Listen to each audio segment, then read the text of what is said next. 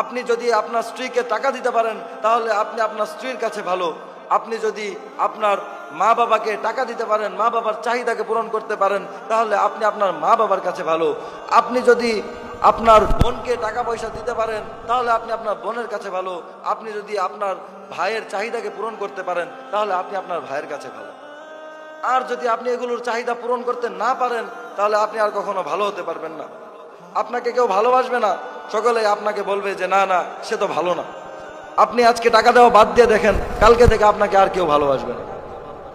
ঠিক যখন বৃষ্টির মধ্যে যখন ছাতা না নিয়ে আসে তখন মনে হয় না, ছাতাটা আজকে অনেক প্রয়োজন ছিল, কিন্তু যখন বৃষ্টি না থাকে তখন কেউ ছাতার কথা মনেও করে না।